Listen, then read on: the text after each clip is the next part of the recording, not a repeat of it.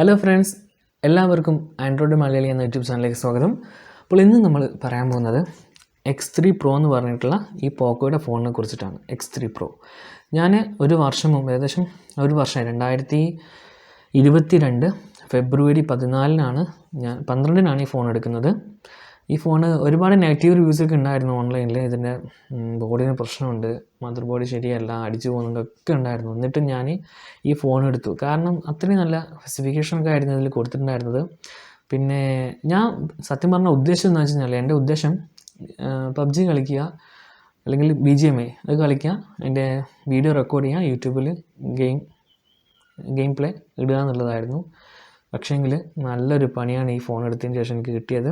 ഒന്നാമത്തെ കാരണം എന്താണെന്ന് വെച്ച് കഴിഞ്ഞാൽ, ഈ ഒരു ഫോണ് ഇതിൽ PUBG കളിക്കാൻ നല്ല വൃത്തിയിൽ തന്നെ കളിക്കാം.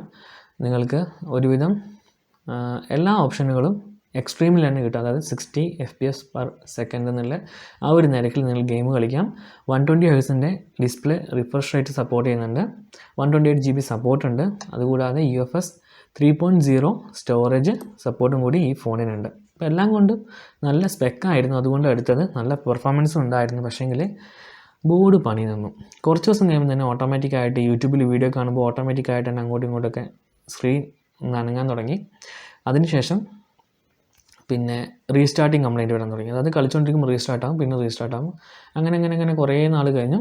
ഒരു ദിവസം രാത്രിയിൽ ഉപയോഗിച്ചുകൊണ്ടിരിക്കുമ്പോൾ റീസ്റ്റാർട്ടായി ഒരു വെളുത്ത സ്ക്രീൻ വന്നു. ഈ സ്ക്രീൻ ഇങ്ങനെ ആയിരുന്നില്ല, ഒരു വെള്ള സ്ക്രീനായി. അതിനുശേഷം ഇത് ഓണായിട്ടേ ഇല്ല. അപ്പം ഞാൻ വേറെ സ്ഥലത്തായിരുന്നു, എനിക്കപ്പം ഇത് സർവീസ് ചെയ്യാൻ കൊടുക്കാൻ പറ്റിയില്ല. ഞാൻ തിരിച്ച് വന്ന് ഡിസംബർ 4-5 ആണ് സർവീസ് ചെയ്യാൻ കൊടുത്തത്.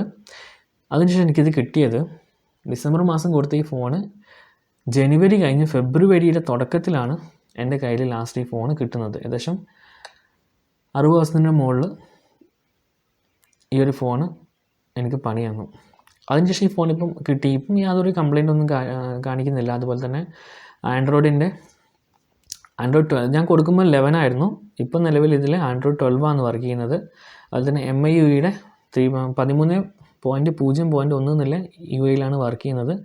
നിലവിൽ കംപ്ലയിൻ്റ് ഒന്നുമില്ല. പക്ഷേ എന്നാലും മനസ്സിനകത്തൊരു ചെറിയൊരു പേടിയുണ്ട്. അപ്പോൾ ഈ വീഡിയോ ഞാൻ ഇട്ടത് നിങ്ങൾക്ക് ആർക്കെങ്കിലും ഇതേപോലെ ഈ Poco X3 Proയുടെ മദർ ബോർഡ് ചേഞ്ച് ചെയ്തതിന് ശേഷം വീണ്ടും പ്രോബ്ലംസ് വന്നിട്ടുണ്ടോ, നല്ലോണം ഗെയിം കളിച്ച ശേഷം വീണ്ടും എന്തെങ്കിലും പ്രോബ്ലംസ് ഉണ്ടോ, അതുപോലെ തന്നെ നിങ്ങൾക്കുള്ള അനുഭവങ്ങളൊക്കെ നിങ്ങൾ കമൻറ്റ് ചെയ്യുക. അപ്പോൾ ലാസ്റ്റായിട്ട് എന്നോട് പറയാം, നിങ്ങൾ ഗെയിം റെക്കോർഡ് ചെയ്തിട്ട് യൂട്യൂബിൽ ഇടാൻ വേണ്ടിയിട്ടാണെങ്കിൽ ഈ ഒരു ഡിവൈസ് നിങ്ങൾ വാങ്ങരുത്. ഒന്നാമത്തെ കാര്യം, ഇതിൻ്റെ സ്ക്രീൻ റെക്കോർഡിംഗ് ക്വാളിറ്റി ഒട്ടും കൊള്ളത്തില്ല, ഭയങ്കര മോശമാണ്, പറയാതിരിക്കാൻ വയ്യ.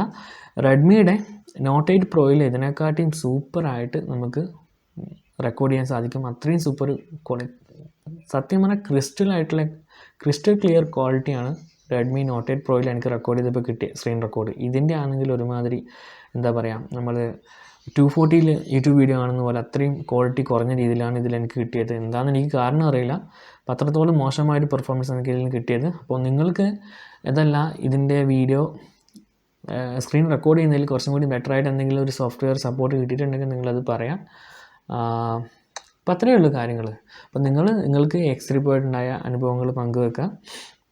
അല്ലാതെ ഇത് ഇനി ആരെങ്കിലും ഇപ്പം അതോട്ടെ, അതൊരു കാര്യം കൂടി പറയാനുണ്ട്. ഞാൻ ഈ ഫോൺ വാങ്ങിയത് 19,500 രൂപയ്ക്കാണ്. ഓഫ്ലൈൻ ഒരു ഷോപ്പിൽ നിന്നാണ് വാങ്ങിയത്. പക്ഷേ ഇപ്പോൾ നിലവിൽ ഫ്ലിപ്കാർട്ടിൽ, ആമസോണിൽ ഈ ഫോണുണ്ട്. 21,000-22,000 രൂപയുടെ അടുക്കലാണ് ആ ഫോണിന് റേറ്റ് കാണിക്കുന്നത്. ഞാൻ പറയും, ഇത് ഗെയിം കളിച്ച് റെക്കോർഡ് ചെയ്യാനായിരിക്കും അധികം ആൾക്കാർ ശ്രമിക്കുക. അപ്പോൾ ഈ ഫോൺ വാങ്ങാതിരിക്കുക. പോക്കോയുടെ ഈ ഫോൺ നിങ്ങൾ വാങ്ങാതിരിക്കുക. നിങ്ങൾക്ക് അഡ്വൈസാണ്, ഒരിക്കലും എടുക്കരുത്. നിങ്ങൾ അറിഞ്ഞുകൊണ്ട് കുഴി ചാടാൻ നിൽക്കരുത്. ഈ Poco X3 Pro എന്നുള്ള ഫോൺ നിങ്ങൾ എടുക്കാതിരിക്കുക. കാരണം എല്ലാം നല്ലതാണ്, പക്ഷേങ്കിൽ അങ്ങനെ ഒരു ബോർഡിൻ്റെ ഒരു പ്രശ്നവും. അതുപോലെ നിങ്ങൾ ഗെയിമർ ആണെങ്കിൽ തീർച്ചയായിട്ടും ഇത് എടുക്കേണ്ട ആവശ്യമില്ല. കാരണം നിങ്ങൾക്ക് എന്തായാലും ഈ ഫോൺ പണി തരും. അപ്പോൾ എല്ലാവരും നിങ്ങളുടെ അഭിപ്രായങ്ങൾ കമൻറ്റ് ചെയ്യാം. മറ്റൊരു വീഡിയോ കാണും വരെ നന്ദി, നമസ്കാരം.